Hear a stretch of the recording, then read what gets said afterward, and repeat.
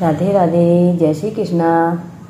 कार्तिक मास का कथा अध्याय 29वां और 30वां। ओम नमो भगवते वासुदेवाय।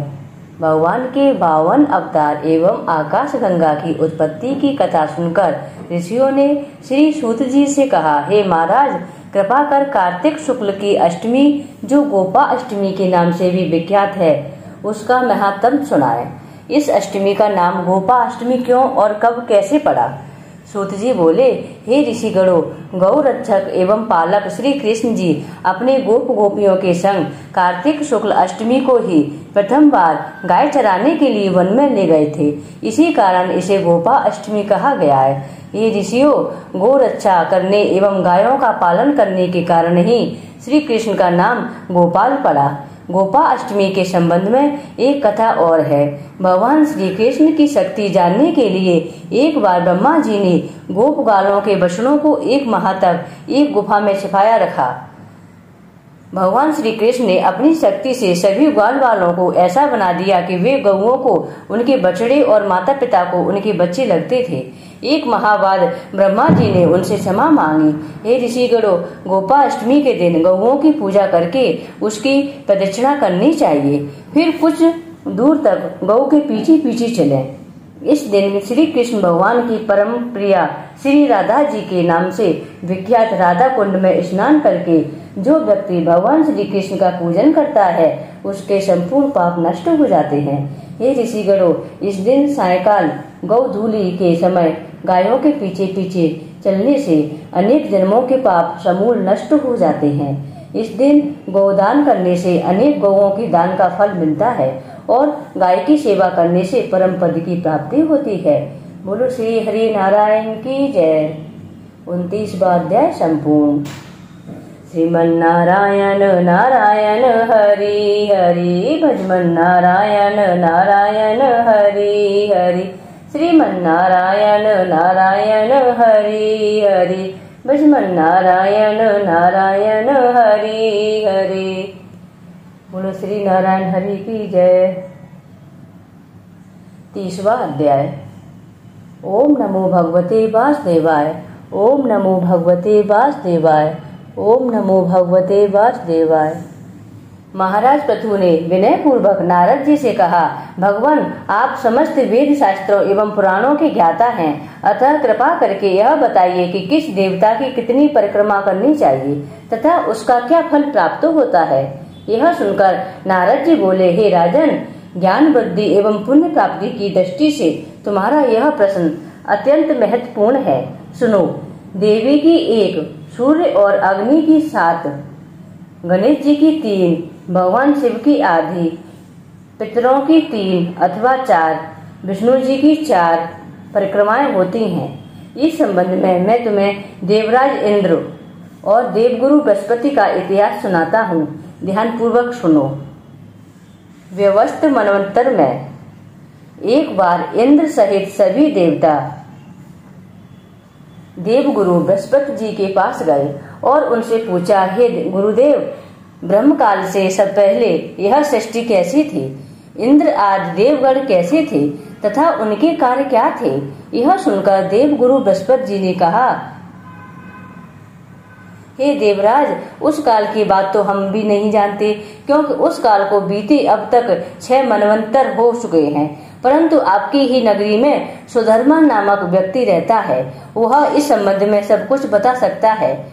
तब बृहस्पति जी सहित इंद्र आदि सभी देवता सुधर्मा के पास गए।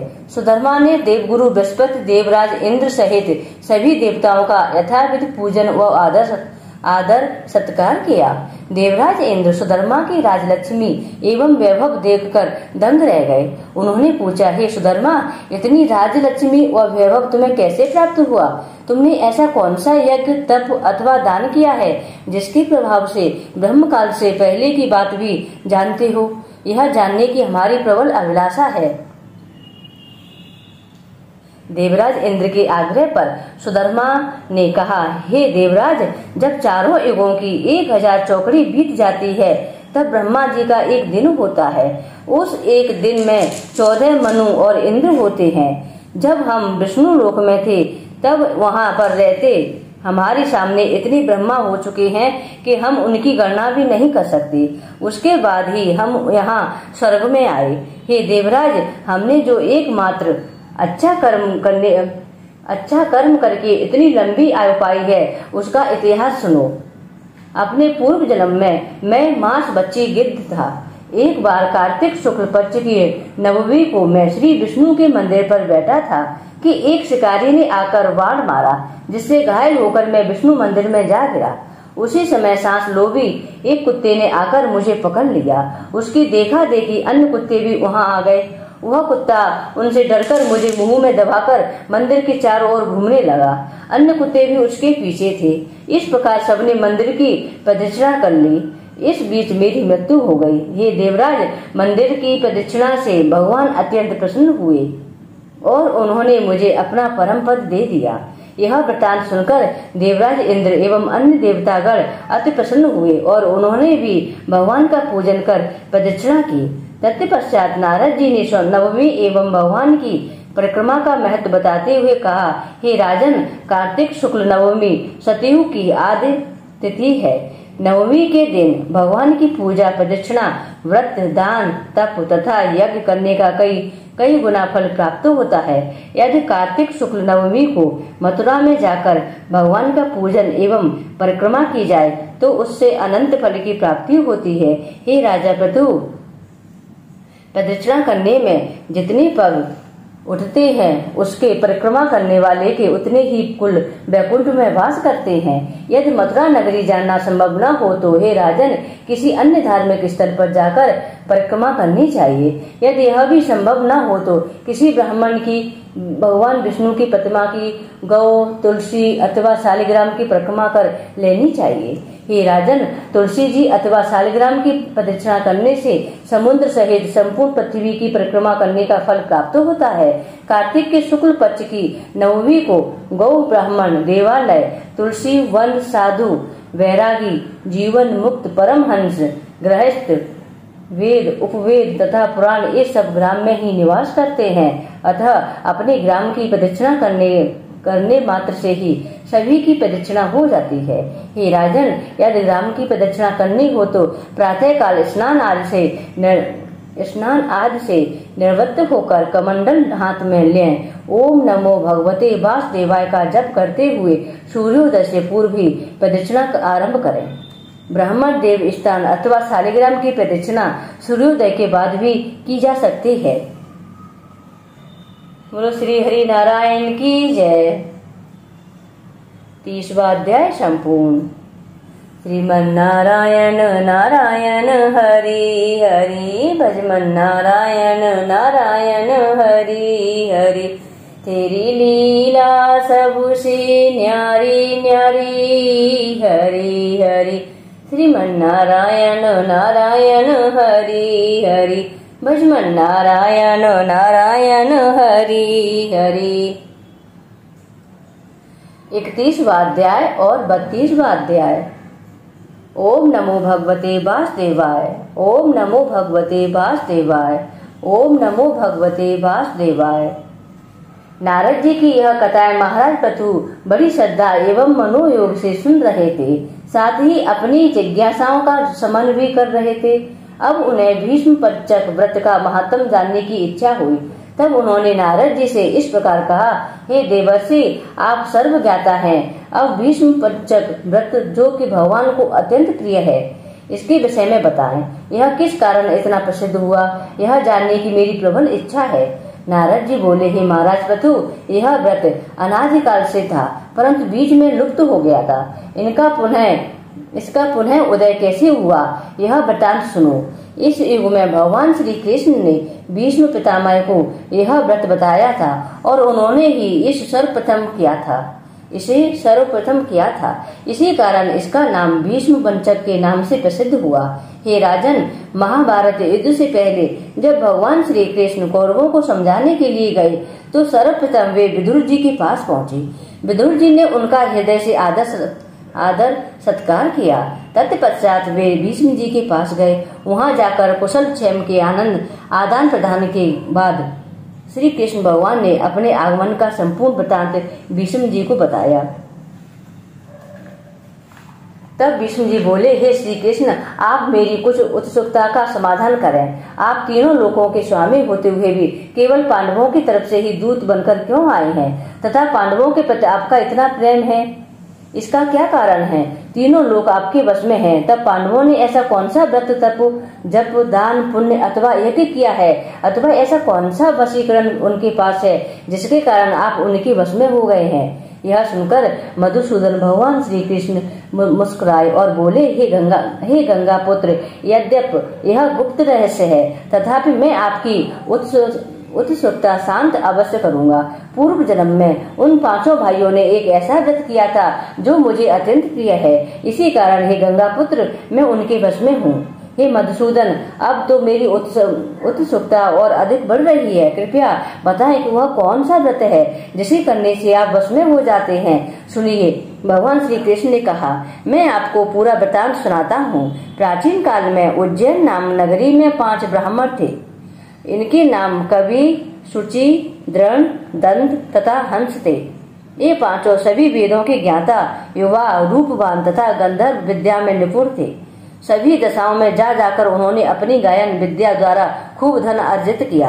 अपने भ्रमण काल के समय ही वे मथुरा नगरी के राजी सुबीर के राज्य में पहुंचे। उनकी राज्यसभा में अपनी संगीत कला के प्रदर्शन की इच्छा थी। 4 दिन उपवास कर वे परम पवित्र यमुना जी में स्नान करते रहे। फिर उन्होंने किसी से राजा के संबंध में संपूर्ण जानकारी ली तो उन्हें ज्ञात हुआ कि राजा की एक कादम्बरी नाम की भोग पत्नी, जो संगीत विद्या में निपुण और मधुर गायन करने वाली है, नित्य केवल राजा के मनोरंजन के लिए नृत्य एवं गायन करती है। उसका रूप, लावण्य एवं यौवन अद्वितीय है। यह सुनकर वे पांचों उस स्थान पर जा खड़े हुए जहाँ से कादम्बरी के नृत्य तथा गायन के स्वर सुनाई देते थे। तत्पश्चात वे राजा के पास आने जाने वालों के मध्य खड़े होकर इस प्रकार कहने लगे, बड़ी दुख और आश्चर्य की बात है कि यहाँ के राजा के पास दक्ष संगीत कला एवं गायन का ज्ञाता नहीं है। कादम्बरी के नृत्य करते समय बजने वाली वीणा के तार तक कैसे हुए नहीं है। यह बात उड़ती उड़ती राजा के कानों तक पहुंची। कादम्बरी के नृत्य करते समय बजने वाली वीणा के तार तक कसे हुए नहीं है। यह बात उड़ती उड़ती राजा के कानों तक पहुंची। तब राजा ने उन पांचों को वहां बुलाया जहां कादम्बरी का नृत्य हो रहा था। पांचों ने वहां पहुंचकर राजा को आशीर्वाद दिया और अपने अपने आसनों पर विराजमान हो गए। कादम्बरी ने उन्हें संगीत एवं नृत्य विद्या में प्रवीण समझकर उनके सम्मान में अपना एक अति विशिष्ट नृत्य प्रस्तुत किया। हे गंगा पुत्र, जब उसने चक्र में ताल दी तब ब्राह्मणों ने उसे रोका। कादम्बरी ने चक्र छोड़कर ताल का यथा योग्य प्रति उत्तर दिया, किंतु चक्र खंडित न किया। कादम्बरी की इस कला एवं उसके रूप माधुर्य पर वे पांचों ब्राह्मण मोहित हो उठे। कादम्बरी भी उन पांचों के गुणों पर मोहित हो गई।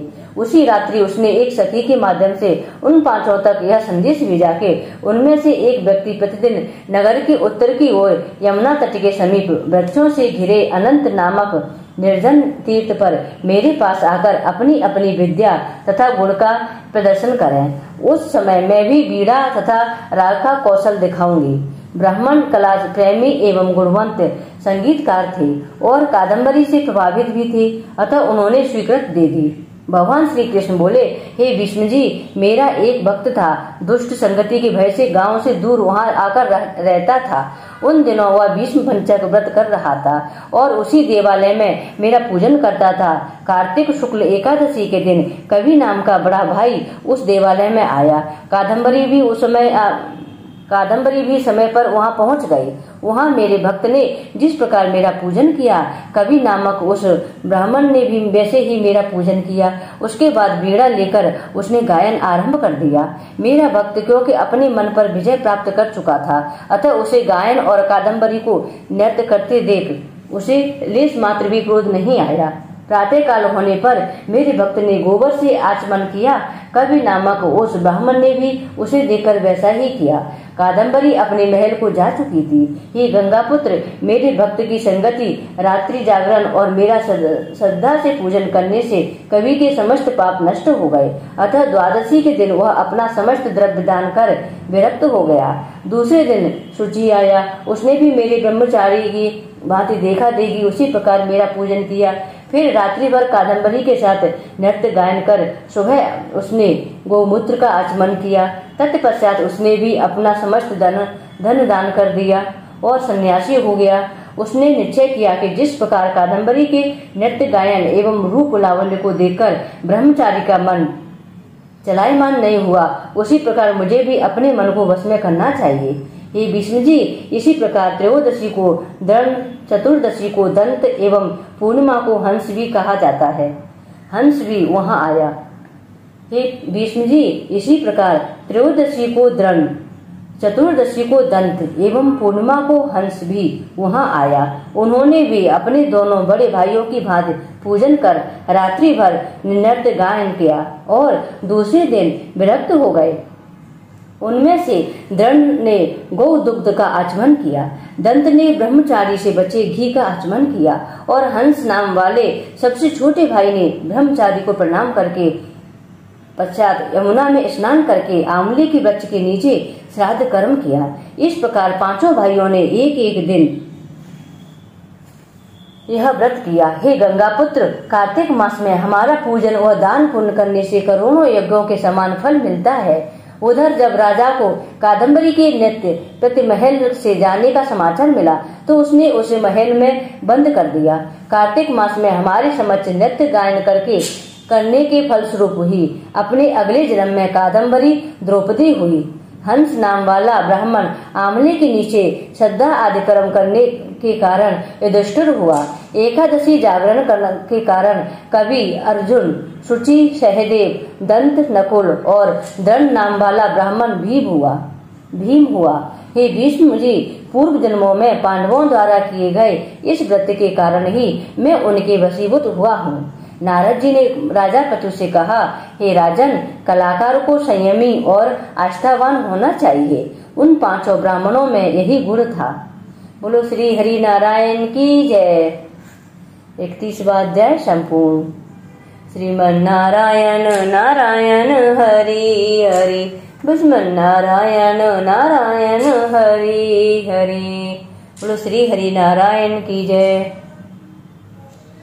32वां अध्याय। ओम नमो भगवते वासुदेवाय, ओम नमो भगवते वासुदेवाय, ओम नमो भगवते वासुदेवाय। सूत जी बोले, हे ऋषियों, अब मैं तुम्हें भगवान के जागने के दिन अर्थात प्रबोधनी एकादशी का वृतांत कहता हूँ। एक बार नारद जी ने ब्रह्मा जी से इस दिन का महत्व पूछा। तब ब्रह्मा जी बोले, हे नारद, लक्ष्मी जी के शयन से उठने के 12 दिनों के पश्चात भगवान विष्णु कार्तिक के शुक्ल पक्ष की एकादशी को शयन के पश्चात उठते हैं, इसलिए इसे प्रबोधनी एकादशी भी कहा गया है। इस एकादशी को व्रत करने से अनंत फल की प्राप्ति होती है तथा अनेक जन्मों के पाप नष्ट हो जाते हैं। चतुर्मास अर्थात 4 माह का जो व्रत होता है वह इस दिन समाप्त हो जाता है। हे पिता, इस व्रत को कैसे करें? नारद जी के पूछने पर ब्रह्मा जी बोले, हे पुत्र, जिस प्रकार सभी एकादशियों का व्रत होता है उसी प्रकार इस एकादशी का व्रत भी करें। व्रत करने वाले को ओम नमो भगवते वासुदेवाय मंत्र का जप एवं रात्रि जागरण करना चाहिए। इस प्रकार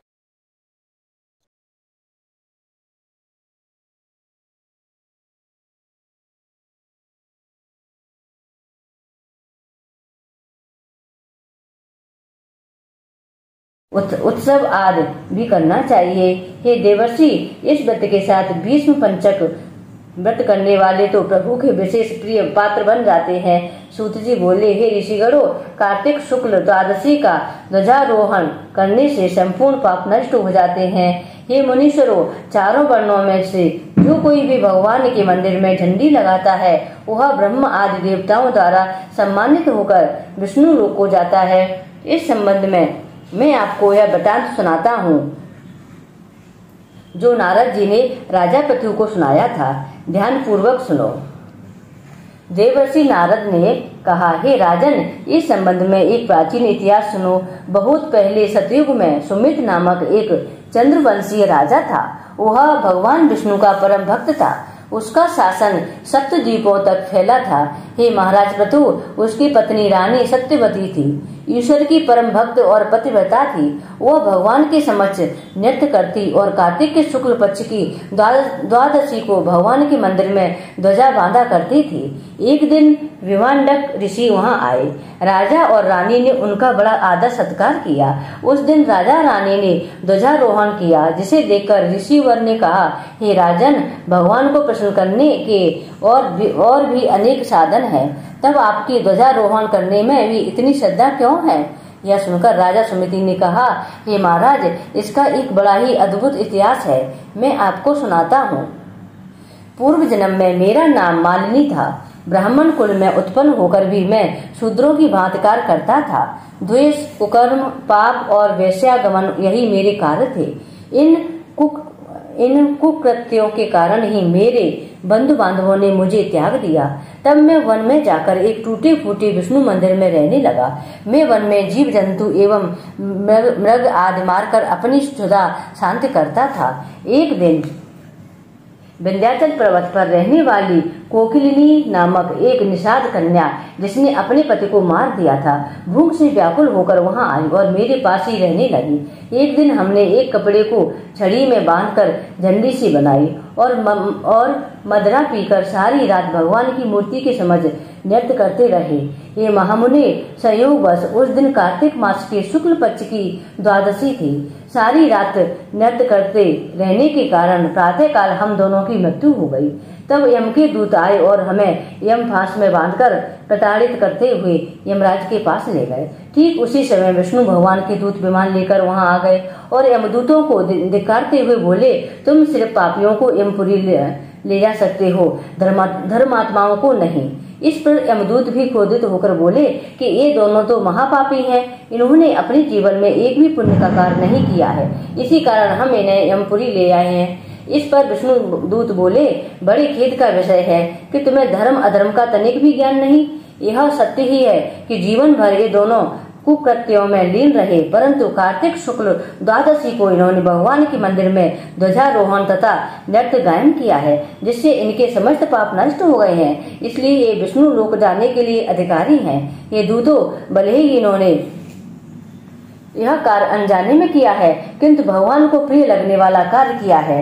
इस प्रकार हे मुनि, वे हमें विमान में बैठाकर विष्णु लोक को ले गए। इस प्रकार अपनी कथा समाप्त करते हुए राजा सुमिति ने कहा, हे पूज्य मुनीश्वर, अनजाने में भी किए गए ध्वजारोहण का जब ऐसा फल है, तो जरा विचार करें कि श्रद्धा पूर्वक कार्तिक शुक्ल पक्ष की द्वादशी को किए गए ध्वजारोहण का कितना फल होगा।